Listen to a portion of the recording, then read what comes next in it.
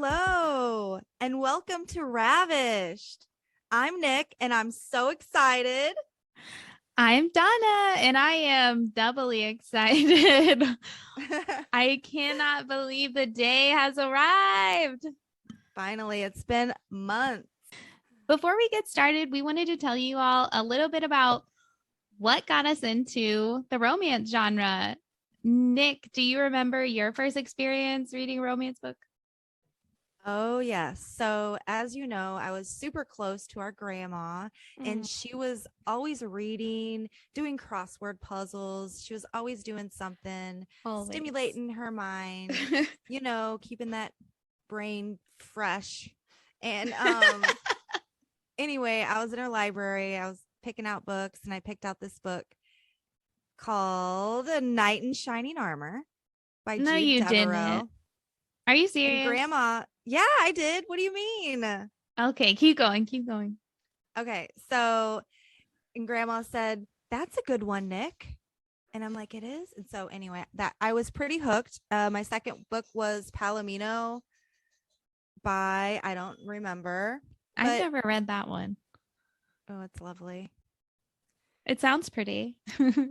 Yeah, she is Palomino, like the most beautiful horse. I think the blonde horse is. Oh, okay. I think it's a color. But anyway, so how did you get into it? You know, our mother got me into it.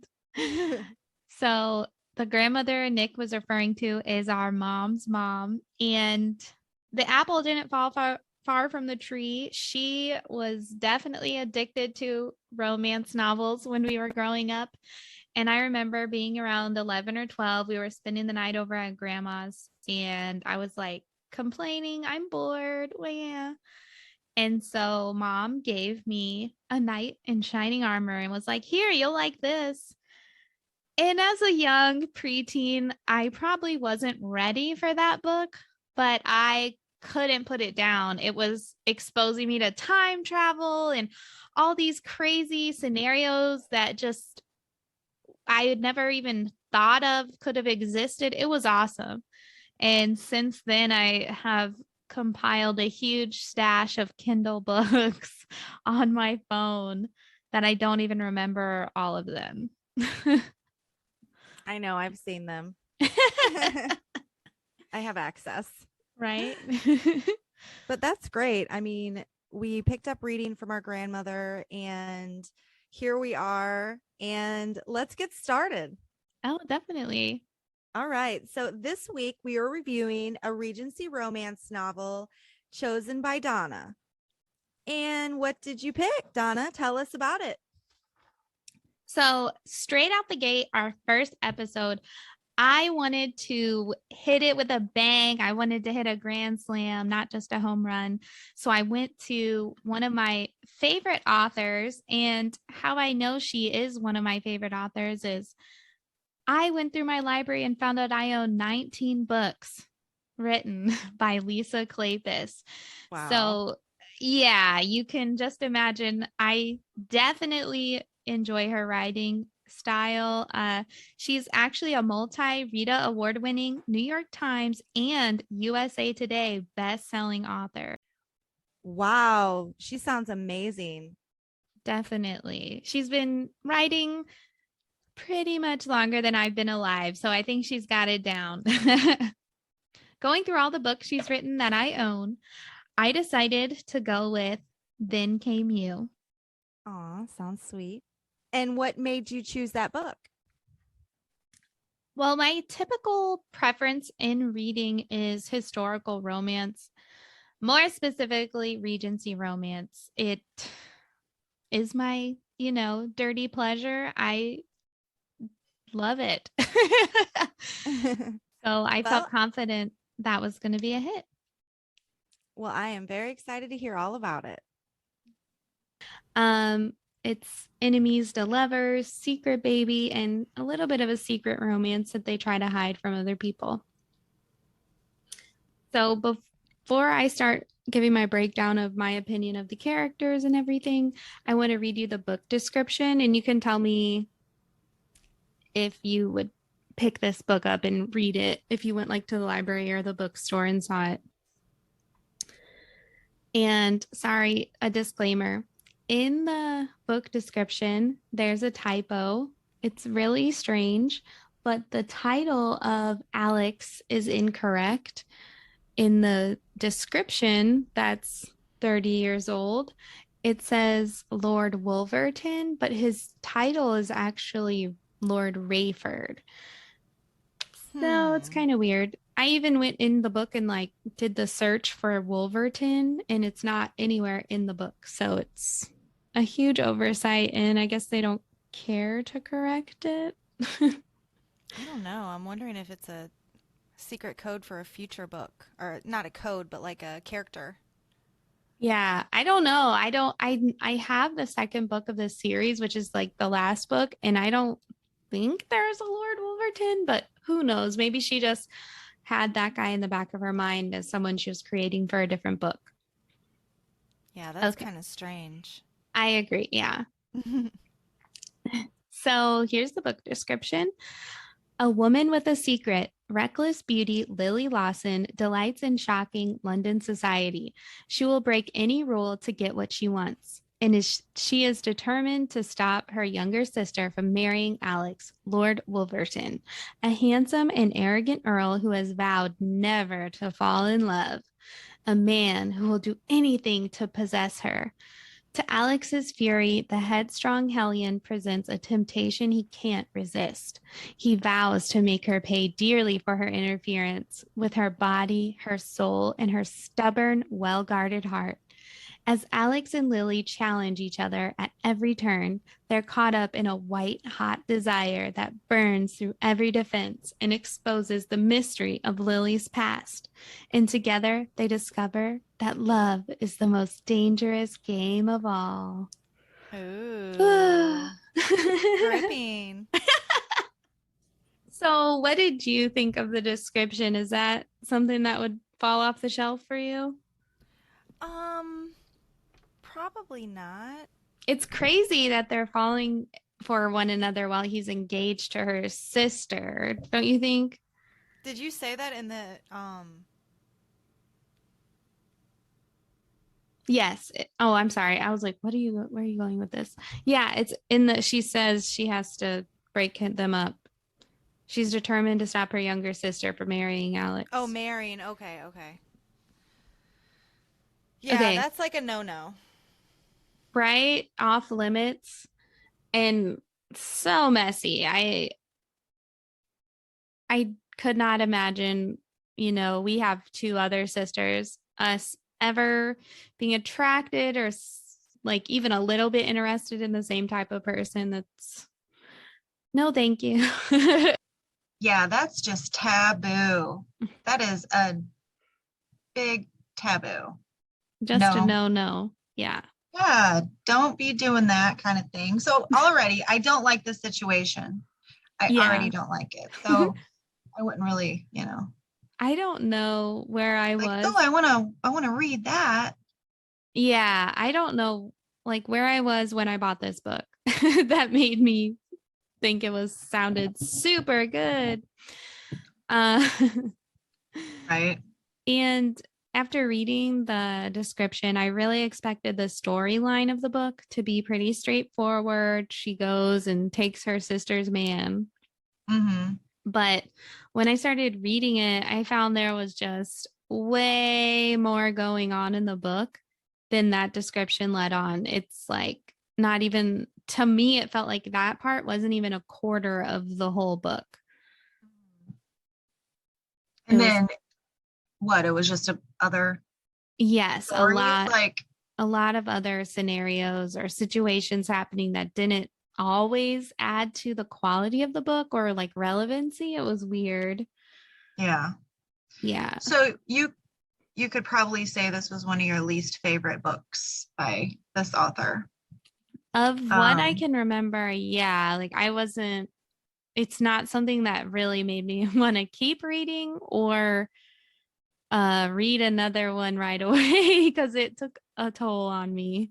I usually can read a book that I enjoy in about 2 to 3 days, But this I had to struggle to force myself to finish, and it took about 2 weeks. Wow. Yeah, it was. I mean, I love her writing. She is good at creating this whole world, but Mhm. I just unfortunately wasn't a fan of this book. Particular book. Yeah. Yeah. That's okay. But Yeah. And I think what would make, if people who are listening, what would make you a fan of this book is if you really enjoy like soap operas or the real, drama. yes, the Real Housewives or really scripted drama. I think you would absolutely love this book. It is so packed with constant, insane situations Lily was getting into. And if you like those kind of things, you would be on the edge of your seat because it's never a dull moment. That's good. Yeah, a lot of people like those kind of books, you know. A lot of information coming at you and description. Scenes, yeah. And so Yeah, it keeps you on the edge of your seat because it's literally like you have no idea what's happening next. So Donna, how did you feel after finishing the book? What do you feel about the book? Well, I know this sounds dramatic after me saying I don't like drama, but I felt like I had Liar. anxiety. I like to be dramatic. I don't like other people's drama. Um, I felt anxiety reading this book.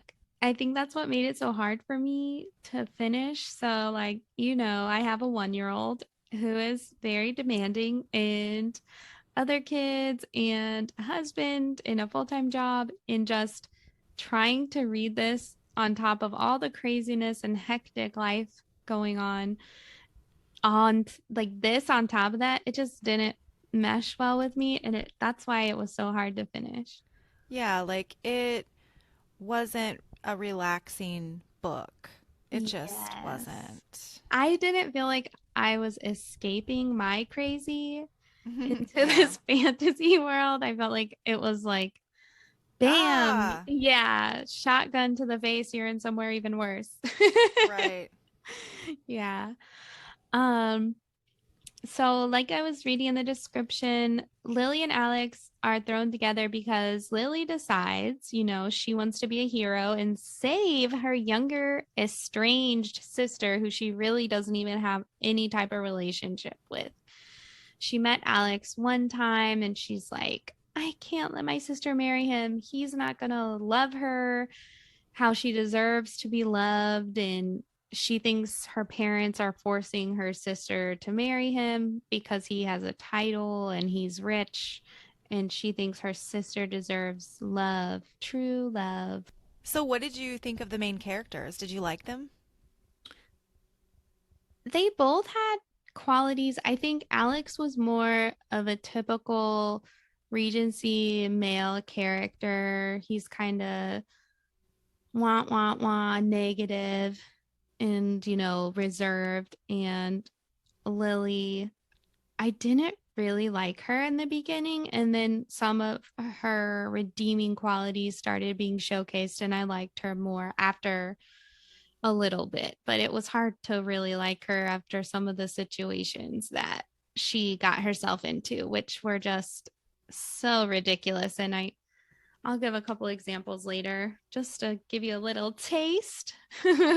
Like she was an attention getter? Just a lot. Yeah, super. Ah, The biggest. wow.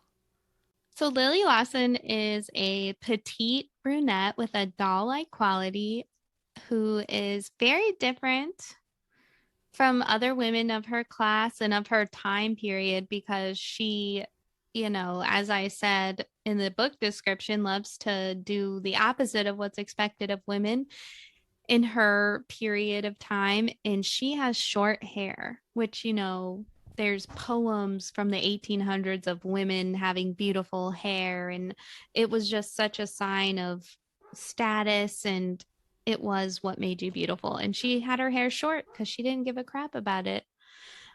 She's wild and passionate about those she loves. She doesn't conform to societal norms. And I totally understand pushing boundaries and, be trailblazing. We have so many women today who do things that have never been done before, and it's inspirational because representation matters. But in her time period, I wouldn't be doing all these things she's doing. It's so crazy that she Right. had the confidence to do it. Like, she would fit in better in today's world.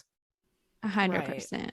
It was kind of like the author wrote a contemporary, Rebel. today world woman, putting her in the backdrop of the 1800s. And to me, it just was, there's no way she would be allowed to be around the society in London at the time, because they didn't mess with that. If you didn't follow the rules and do what they said, you weren't allowed to be around them. And what she was doing was so outlandish. There's no way in my head I'm thinking it was acceptable and people would have anything to do with her. Okay, so you're kind of saying it wasn't even that realistic. That's how I felt. Yeah, after reading, a million Regency romance, I haven't really read a million, but I've read a lot, and it just didn't seem super believable, some of the scenarios she gets herself into, but Yeah. she definitely enjoys attention. And after, doing some thought on why she was this way, or why Lisa Kleypas wrote her this way, I feel like because her upbringing, she wasn't shown affection by her parents, and she just didn't think she was lovable. So she didn't care. She was just jaded and didn't, giving everybody the finger pretty much, because she Mm-hmm. didn't feel like they'd like her anyway. So she got them not to like her first. Got you. Like she was actually sabotaging herself to Yeah, really guard herself. exactly. Guard herself, like put walls up. Yeah. Um, do you think you could see yourself being friends with someone like that? I'm everybody's friend. I love all people. You get I your find sledgehammer and knock that wall down she's building. maybe, I don't know, or I might find her entertaining, but I don't know if I could like be her good friend, because it seems like she doesn't make the best of decisions. Uh-huh. And I'm not really into like people that like attention because I don't really like attention. Yeah. So Or yeah, she would negative probably attention. Yeah. exactly, yeah, she'd probably embarrass the heck out of me. So, Yeah, we have enough people like that in our family. So oh, just kidding. No, I'm not. Um, yeah, so that was, I know I just kind of bashed her.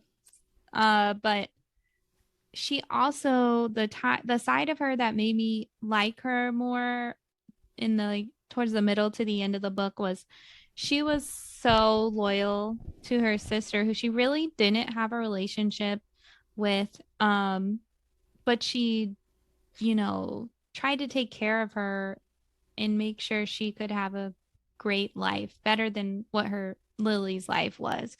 And she felt she deserved to be happy and loved and stuff. So I think that was a redeeming quality of hers. And she was just really fiercely trying to protect her. And I liked that about her. yeah. Because I feel like, you would do that for me. You would want me to be happy and not make a mistake for my whole life that I have to be stuck with. Yeah, but wasn't she doing it for her own selfish reasons? Not in the beginning. She initially wanted to just save her sister. It wasn't because she liked Alex at all. It was because she wanted just to rescue her sister from a life of unhappiness. Oh, okay. Yeah. So the male character, Alex, Lord Rayford, not Wolverton, he's described as blonde and just very handsome. The author kept describing him as cold-hearted, and all the other characters that are introduced in the book see him as straight-laced, and he had no emotions. And they just thought he didn't have feelings, which I guess was normal for that time period. They weren't supposed to show emotions back Right. then. Especially he was a lord, right? So he had Yeah, status. exactly. And you can't be show weakness. And, unfortunately, he's like every other human being, and he actually did have emotions, contrary to popular belief. And definitely, like everyone in the world, your background, your baggage, how you grew up, you causes you to be who you are as an adult. And he just seemed like he was afraid to fall in love. That's why he was going to marry Penelope, Lily's younger sister, because I'm sorry, I'm not really mentioning Penelope, and I didn't introduce her because she's not even a vital character I mean, she's important because she's in the description of what the book's about, but she doesn't even have a lot of presence in the book. So I don't think she's that important. But Is this Lily's sister? yes, Penelope is Lily's younger sister, and Alex is marrying her because he knows he's not at risk for falling in love with her. He's like, She's she's, safe. yes, and she's kind of just blah, and she'll never hurt him. He never has to worry about any kind of feelings towards her. Mm-hmm. So that's why he chose to marry her. And then some of his redeeming qualities, and I think what makes him similar to Lily, is he's steadfast in his love for his little brother Henry, who's 12, and he had to raise him because both his parents died, and Henry was a baby, and he basically became his dad. Mm-hmm. And he would do anything for his brother, sacrifices things for himself, just so the people on his estates can have better lives, and his brother knows what love is and has a father figure. So he took on a big burden at a young age, and definitely understand why he also has a guard up, and he seems like he lashes out at people and gets kind of mean and aggressive so that they won't hurt him. You know what I mean? Like, I'm gonna get you before you get me. Kind of like what we were saying about Lily. Yeah, like they're both doing the same thing, so they're perfect for each other. The end. No. So our antagonist, I'm not gonna say how they know each other, but it's a man from Lily's quote unquote mysterious past. His name is Giuseppe, and he's a count from Italy. And if Lisa Kleypas needed to know what I thought she wrote best in this whole book, it's definitely how unlikable she made Count Giuseppe. Oh, cool. Yeah, she did a great job. He gave me the heebie jeebies and seemed like such a creep. Awesome. I think that's exactly what she was going for. Yeah. And he just kept popping up, to add more drama, and did horrible things. I totally dislike him still. And Like, when I was, when you were reading, were you like making faces and stuff and going, what the heck is wrong with this guy? I, No, go ahead. I was like, what the fuck? Yes. How did you know? No, pretty much I was going, what the, and like, just like, I can't stand this guy. Every time he'd pop up, like, oh my God, this guy again, like, eye roll. Yeah. And then the last character I want to discuss is Derek Craven. Of course, the series is called The Gamblers of Cravens, and Derek is the owner of Cravens, which is a gambling establishment. He, for some reason, lets Lily gamble here, which is so random. How did they meet, and how did he just let her, of all women, join his club? Because she's the only woman in London, pretty much, who's part of a gambling club. It's only a men's hobby, and he lets her gamble. His background is he's super street. Like he was born in the gutter and super poor. And the only reason he got off the streets was because some noblewoman saw how handsome he was as a street rat and took him in as a lover. And I don't mean to offend people from the streets. It's just how he was described was, from the lowest of the low society, especially back then.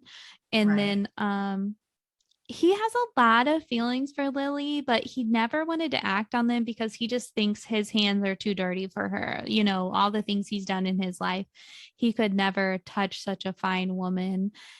He thinks he would ruin her. And I think it's odd that they're friends. I mean, I guess because they're both outcasts, kind of. Like he's not a fully acceptable in society, but people go to his club and will spend money there. But I don't know. He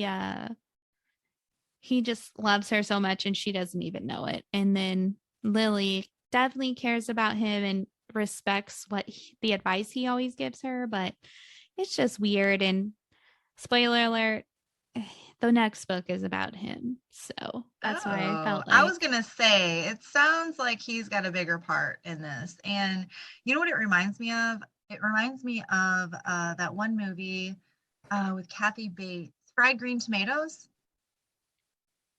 wow. Remember the girl in it? Mm-hmm. She had the short hair and she'd go and gamble with all the guys and everything. Oh yeah. Dang, I forgot. Kit? No. I was gonna say that too. That's Oh my like gosh, that's Mystic A League of Their Pizza. Own. Oh, I'm thinking A League of Their Own. Anyway, moving on. Okay, I do love fried green tomatoes. Okay, anyways, Tawanda. Love it. Some of the scenarios where I felt like there was too much going on, because I know I said it gave me anxiety. I just want to give you 2 examples so I don't give out super spoilers. Are you ready for this? I think so. Okay, at one point, Lily kidnaps Alex's 12-year-old brother. What? I mean, I get dramatics. I get drama. I don't buy it. It's just like, this was why would this be your plan to kidnap a child? That's awful. I agree, because I'm a mom and I'm like, I'd kill you. Yeah, again, unrealistic. I feel the same way. Unrealistic. I know we're in the world where this was written 30 years ago. I don't know. Kidnapping was common 30 years ago. Probably. But no, way back, what did you say, 1820s. Uh-huh. This chick kidnaps the A guy's 12-year-old. son. His brother. Yeah. Sorry. Thanks for listening. Always. Yeah, that was crazy. She just kidnapped a 12-year-old.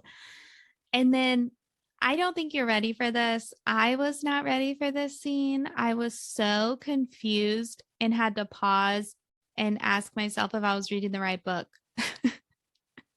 Why?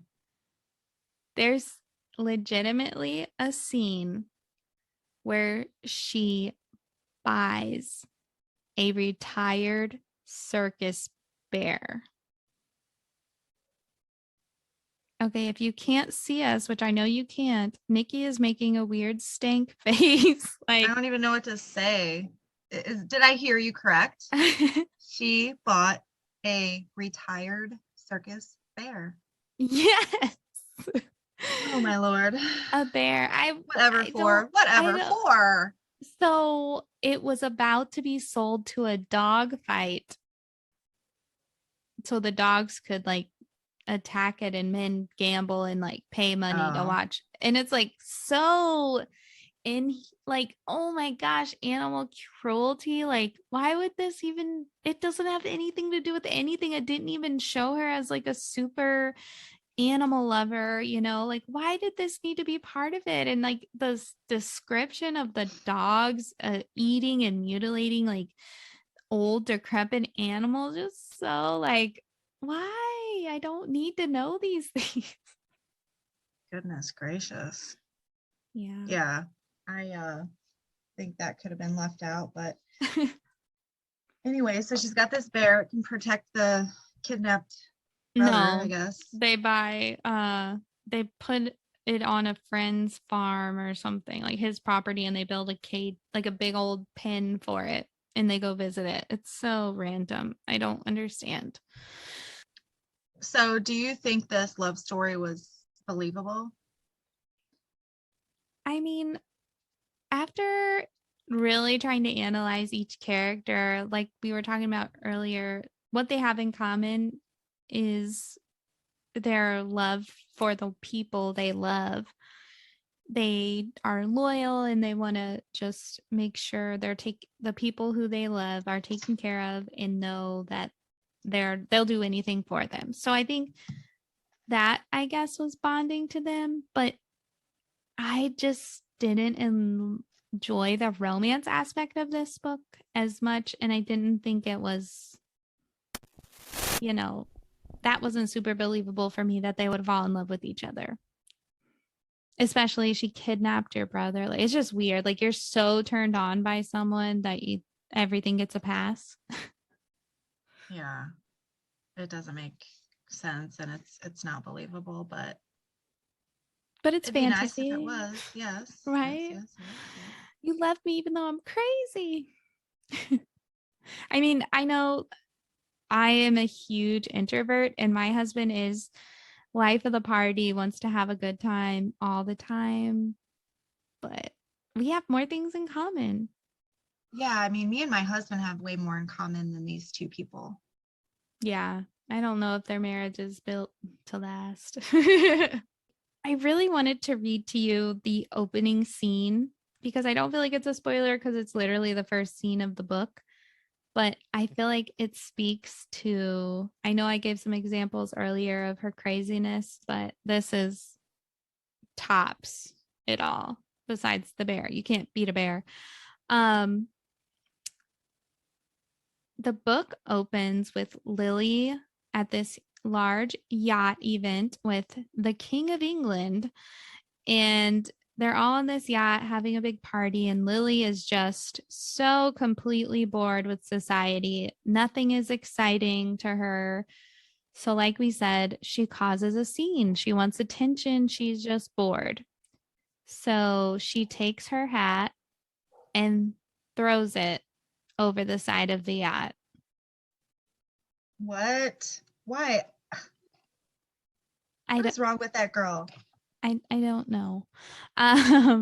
But when no one, like none of the men who are hitting on her, offered to go get this hat for her by jumping in the Thames, she's like, okay, I'll do it myself. And she jumps overboard. What is the river? What is that river? Thames? Yeah. So it's pretty famous. And like Nikki, y'all doesn't read Regency romance. So she doesn't know a lot about the Thames, which is in like every single book. But it's, I wanted to, I didn't know that. I'm glad you asked because I looked up the Thames on Wikipedia because I wanted to just describe to you what she just jumped into. The Thames, especially during this time, included waste from slaughterhouses, fish markets, and tanneries.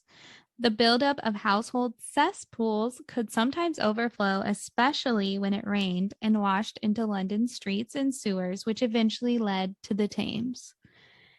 And then, especially during the 19th century, the quality of water in the Thames deteriorated further. The discharge of raw sewage into the Thames was formerly only common in the city of London, making its tideways a harbor for harmful bacteria. Gasworks were built alongside the river during the industrial age, and their byproducts leaked into the water, and including spent lime, ammonia, cyanide, and carbolic acid. And she jumped in. Could you ever imagine jumping into that water. No, I wouldn't. Unless somebody gave me 5 million.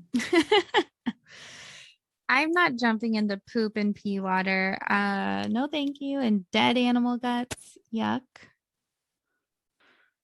But I just felt like, have you or do you remember when you're in high school and you go to a party and there's like all these drunk idiots and they just want to get attention? So they do something so crazy. Let's jump off the roof into the pool or something. No, I've never been to a party like that, but I've seen it in a movie. Just something idiotic for attention. Oh yeah, I've been to those kind of parties. It's immature. Yeah, That's but what she is. She's immature. yeah, and those people were all drunk and she was sober. Yeah. Maybe she should just have a drink. Right? And you let get the edge off, as I've heard some people say. So that's me wrapping up my review of this book. I think it was very busy. What do you think? That's a good word for it, busy. Yeah, it was a little all over the place. And she is kind of annoying, the character. And I don't think I'll be wanting to read it. How do you rate it? Well, have you ever seen the show Hoarders? Yes. I know it's like an addicting guilty pleasure to watch that show, but the amount of subplots and randomness shoved into one book made me feel like I was in a Hoarders episode. And that's why I had anxiety, because it was so compounding and just one thing on top of another on top. You couldn't get over one thing because this is happening now. And I didn't even have time to process it. I felt like they threw everything and the kitchen sink in terms of drama. I couldn't imagine more. uh, so I feel like out of 5 stars, I have to give it 3, and that's because of the quality of writing, not the content. But a lot of Amazon had a lot of 5-star reviews, and readers rated it an average score of 4.5 stars. So she can definitely, Wow. yeah, a lot of people love this drama. Yeah. I just couldn't get into it, unfortunately. But And can I say, sometimes it's just timing, like, I mean, who knows? You could have try it again in a few years and you might like it. yeah, when things slow down in my life personally, it might be fun Right. to escape to some crazy drama, exciting. Exciting. Yeah. Yes, yes. And, And then I was also kind of thinking maybe because this was written in like 1993 that, this was before the world of the internet and instant access to everything. Nobody really had cell phones. But maybe she just put it all in a book because not everybody was an author either. There weren't books available at the press of a button. You have to go to the library or go to the bookstore, go out and seek a book instead of just it being at your fingertips. So maybe she was just trying to put it all in one place. yeah, no, I get it. But I Yeah. still do those things. I still go to the library and talk to the librarians and say, can you please help me find something? And carry on conversation. And it's neat. I love the library. I just do. Yeah. I always have. I've always had a library card, even if I didn't ever go for like a year or 2 Mhm. years, it's like, it's just a wonderful place. Even during school, it was something I really looked forward to, was going to the library. I remember growing up in the small town we lived in, and I think one of mom's like biggest successes was we all were so excited to get a library card and go to the library and be able to check out books or just hang out and read in the library. Like we all really thought that was so amazing and such a privilege, It to get was the like we got library our card. library pass and then we got our pool pass. But I remember going to the library and I think I was getting on it wasn't AOL, was it? Was it AIM, Yahoo? Yahoo maybe. Mail? Or anyway, it was like some kind of little media. I don't know if it was media or even just emailing, you know. Mm-hmm. I think that's what it was. Me and my cousin, our cousin, would email each other back and forth. But I remember being excited about that and wanting to go to the library to get on the computer too, you know. Oh, yeah, because That we was didn't during have that time. I internet. think I was like 12. Are you sure? yeah. 1994, they had email. You had an email? Oh, it was yeah. Yeah. It was 93, Really? 94. I was 12. Yeah. Jesus. I didn't know you had an email that young. I'm pretty sure I did. Maybe I was Okay, 7th grade. Okay, well, sorry. cut some of this out. Sorry.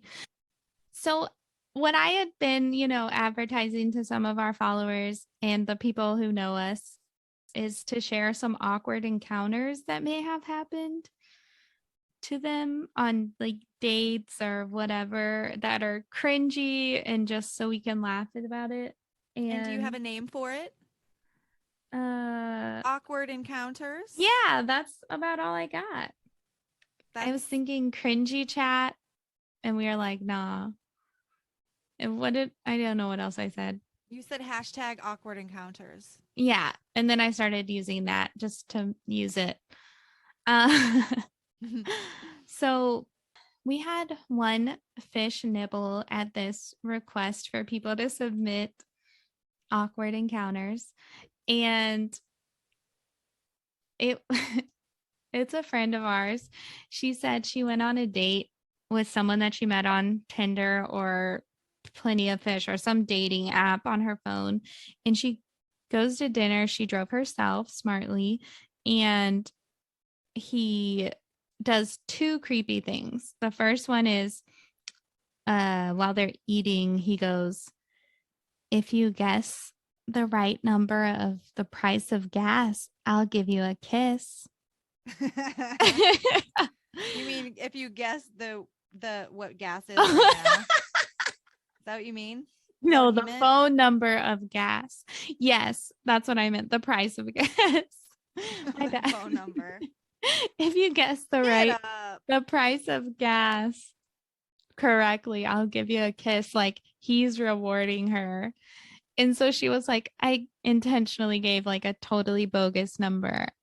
I was like, that's disgusting. I don't even get it. Like he's giving her a favor by, if you guess it right, I'll give you a kiss. Like, Oh, ew, she doesn't want a kiss, you creep. that's hilarious though. Ugh. That's And so then funny. it's gross, creepy. And then when she was leaving, he was like, you want to come over to my house? Just follow me. And she was like, oh, yeah, okay. So she gets in her car and he starts driving away and she turns the other way because she's like, nope, thanks for dinner and took off. She burnt out. Heck Burnout. yeah. See you later. Oh man. Funny, awkward encounters or awful date stories. We would love to hear them because I like to laugh, Yeah. Well, I was still thinking about that story, the little awkward encounter you said. Like, I would think that was so cute if a guy said that to me. Which? The You gas? calling me a witch? No. Which part? What would be cute? If you can tell me the price of gasoline, I'll give you a kiss. Like, if he That said it like sounds like that, a creep, like an it's old funny. It's man. nerdy. It's stupid. It's like It's I think sleazy. it's cheesy but funny and cute. If you said it the right way, I'd be like, "Oh my god, you're so funny." Well, I mean, I edited out part of the story. That's why that made him even creepier. That's might be why you're like, it's not that bad. What? What is the other thing? So she said when she went to hug him, like after they ate, before they got in their cars, he groped her butt. Oh my goodness. No consent. Just like, who wants that? It's our first time meeting and you just molest me? Like, ew. Right. Yeah, that's a little too much. And that's Maybe why I guess I had more context. Why I was like, ew, he's a creep for sure. right. Yeah. I wasn't following your Sorry. feelings about it. No, you're fine. You're fine. Yeah, but that's all we have for awkward encounters. We'd love to get more. So if you have any, please DM us. We'd love to hear from you. So, if you've read this book, we'd love to hear your opinions and let us know any recommendations you have for us to read next. Thanks for listening. Make sure you follow us and subscribe to our podcast. We are at Ravished Podcast on Twitter and Instagram, and you can find us on all the podcast platforms. We're still getting onto some of them, but you can go to Buzzsprout and find us there on any podcast platform that you prefer. Thanks for listening.